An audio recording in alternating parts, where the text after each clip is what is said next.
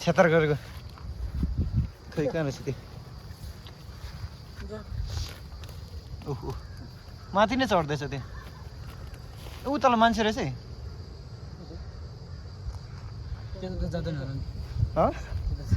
बिचको चलाउने खोइ ए यहाँ रहेछ जाँदैछ हरियो पो रहेछ झन्डै पहिलो पहिलो गरेको ए उहीँ रहेछ टाउको त यहीँ रहेछ ओ यो चाहिँ गुम्बामा रहेछ गयो ए उतै गयो त भाइ साप आउँदैछ है साप आउँदैछ दाइ साप ओके अब त्यही रहेछ है पक्का नै राजकुमार त आएको के गर्नु तर्स्यो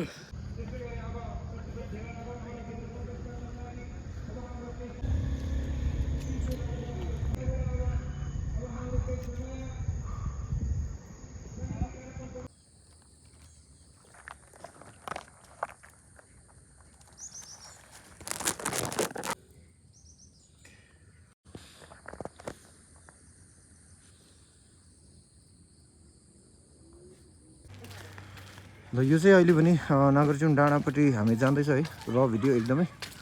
अनि यहाँबाट बाटो एकदमै राम्रो रहेछ आज पानी परिरहेको जस्तै छ यहाँ चाहिँ हाम्रो दाइसँग चिसो कतिको छ यहाँ अहिले एकदम ठिकैको है चिसो एकदम छ एकदम चिसो भइरहेको छ अनि हामी चाहिँ काम सकेर 5 बजीको जुन चाहिँ छुट्टीमा चाहिँ यहीँ चाहिँ वरिपरि यसरी घुम्ने गर्छ नि त अनि मान्छे धेरै बाइक राइडरहरू पनि धेरै आउनुहुन्छ यो चाहिँ हाम्रो अलिक ठिकै यो व्हाइट गुम्बाको अलिकति तलपट्टि छ अनि यहाँबाट उयो क्या माथिको डाँडा देखिने एकदमै राम्रो रहेछ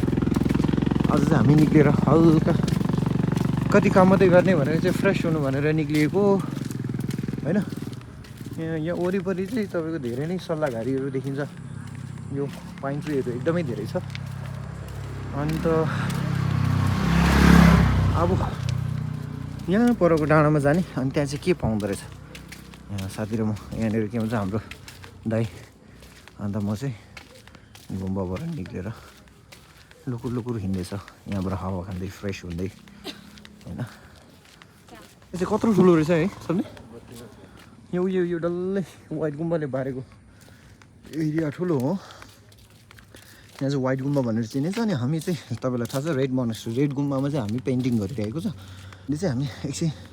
हिँड्दै हिँड्दै हिँड्दै हिँड्दै यहाँबाट डाँडाकाँडा हेर्दै हेर्दै यहाँ दाइसँग म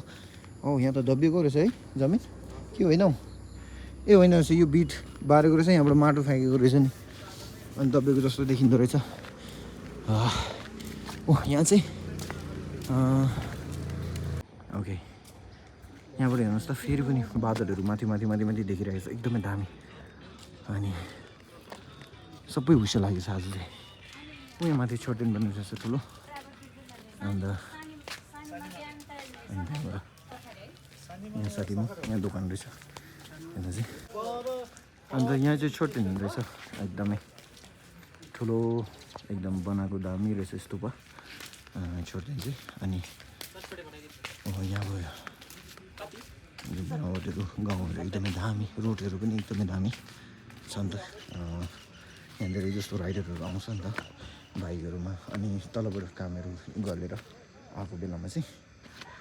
यतातिर घुम्न निक्लिन्छ यो फुल दामी रहेछ उयो सेतो फुल दामी छ अनि यहाँनिर चाहिँ के भन्छ यो मानेको पत्ताहरू रोपेको रहेछ यसको खेती गर्दो रहेछ मकैबारी टन्ने रहेछ यहाँनिर धेरै कुरा रहेछ अन्त सम्झी लडिन्छ है हजुर कता जाने अब भेर हजुर म त्यहाँ माथि पनि गुम्बा हो यो चाहिँ होटल बनाएको गुम्बै होला है यो दामी है प्याटर्न हेर्नुहोस् न यो यो यो यो जग्गामा चाहिँ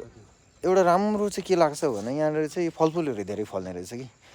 खानेकुराहरू धेरै फल्ने फलफुलहरू अभोकाडो भयो त्यहाँबाट नास्पाती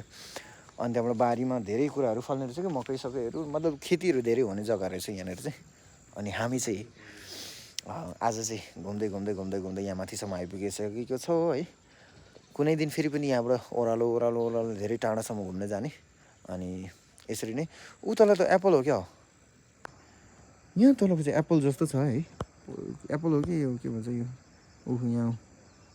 अम्बक त अहिले सिजन छैन है छैन छैन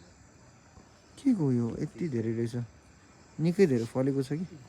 त्यहाँ तल भएर हामीले देख्न पाइनँ अनि नास्पातीको बोट त धेरै नै छ उयो त नास्पाती हो यहाँ आरुको बोट हो अनि आरुचाको बोट पनि यही छ यो झुसे आरु भन्छ के भन्छ त्यसलाई खस्रो आरु कोदो रोपेर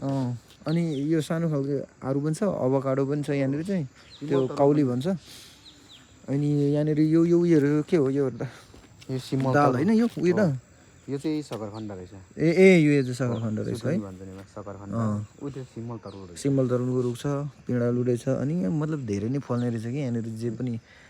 के भन्नु जग्गै एकदमै राम्रो खालके रहेछ कि यहाँनिरको माटो नै एकदम राम्रो जे रोपे पनि फल्न सक्ने फुल फल जे पनि अनि यहाँबाट धेरै जस्तो खेती के गर्दो रहेछ भन्दाखेरि फुलहरू पनि जुन चाहिँ तपाईँहरूले के भन्छ त्यो तलतिर बजारतिर देख्न सक्नुहुन्छ नि त त्यो बाल्टीतिर लगाएर ड्यामहरू फुलहरू हुन्छ मान्छेले किनेर लान्छ बुकेहरू त्यो गिफ्ट दिनको लागि लान्छ नि त्यस्तो चाहिँ यहाँनिर फलाउँदो रहेछ यहाँनिर चाहिँ फुलको खेती गर्दो रहेछ धेरै जस्तो मात्रामा देखियो यो त के को बोट हो यो पनि आरुचाको बोट यो आरुचाको बोट है यसको सिजन भइसक्यो ओके यसको निकै ठुलो झाङ रहेछ अहिले सिजनमा फल्ने रहेछ अन्त घर बिल्डिङहरू त दामी नै छ बाटो एकदमै राम्रो छ पुरानो टाइपको घर मजाको हुन्छ नि यस्तो दार्जिलिङतिर को यो खालको पहिला धेरै नै चलाएको थियो कि अहिले अब धेरै बिल्डिङहरू भयो होइन अनि हामी चाहिँ रेड गुम्बादेखि निकै पर आइसकिसक्यौँ है ओके हामी चाहिँ अब यहाँसम्म नै मात्र आएको अनि धेरै टाइम छैन हामीसँग चाहिँ किनभने बेलुका गएर 7 बजीभित्रमा हामी पनि गुम्बाभित्र छिरिसक्नुपर्छ त्यतिखेर चाहिँ खाना खाने टाइम हुन्छ अनि हामी पनि त्यो टाइम टेबलमै चल्नुपर्छ तर हामीलाई त्यस्तो साह्रो बन्दाहरू केही पनि छैन आफ्नो टाइममा काम गर्ने टाइममा त्यहाँबाट खाना खाने टाइममा बस्ने सो टाइममा घुम्न पनि निक्लिनु पाउँछ हामीलाई त्यस्तो केही पनि छैन हामी त अब काम गर्नु आएको सो हामी चाहिँ यहाँबाट फेरि पनि फर्केर अब उता जाँदैछौँ रेड मोनास्ट्रीतर्फ अनि मैले तपाईँलाई यहाँको वातावरणहरू पनि देखाइहालेँ है यहाँनिर रमाइलो भनेको त यस्तै हुसे लाग्ने है अनि यहाँबाट धेरै टाढो त्यो सहरहरू यहाँबाट एकदमै क्लियर देख्थ्यो तर अहिले चाहिँ हुसे लागेर चाहिँ केही पनि क्लियर देखेको छैन रहेछ अलिअलि मधुरो देख्दैछ जुन चाहिँ क्यामेराले देख्न सक्दैन अन्त अहिले जुन फिल भइरहेको छ त्यो तपाईँहरूलाई चाहिँ व्याख्या गर्न चाहिँ सक्दिनँ है किनभने मजा आइरहेको छ कि एकदमै शीतल दिन एकदमै यहाँबाट नजाराहरू हेर्दै हिँडिरहेको छौँ कति रमाइलो छ यो डाँडाहरू टक देख्दै गरेको त्यहाँनिर बादलभित्र हुसेदेखि पछाडि चाहिँ एकदमै घर गाउँहरू छ क्यामेराले देख्न सक्दैन अरू बेला म अब दिउँसो आउन हामी पाएको हुँदिनँ अनि यहाँ चाहिँ अलिकति बाटो पनि लुक्यो भत्किएको रहेछ नि है अहिले चाहिँ हामी यहाँनिर वाइट गुम्बाको नजिकबाट जाँदैछौँ यो माथि छिर्नु चाहिँ हामीलाई चाहिँ पाउँदैन नि त अथोरिटी छैन अनि अब त्यहाँनिर हामीले अब लामो गुरुहरू को चिनेको हुनुपर्छ ठुल्ठुलो मान्छेहरू अनि मात्रै छिर्ने अथोरिटी छ नभए चाहिँ नर्मल मान्छेहरू हामी यस्तो उयोहरू चाहिँ अब यहाँबाट छिर्नु पाउँदैन अन्त अब यहाँबाट चाहिँ हामी ओह्रालो जाँदैछ फेरि अघि जुन चाहिँ बाटो आएको त्यही फर्केर जाँदैछौँ यहाँनिर चाहिँ तपाईँको क्याफेहरू पनि होटल रेस्टुरेन्टहरू धेरै छ अनि आई थिङ्क होमस्टेहरू पनि छ होला यहाँनिर बस्ने सुविधा भएको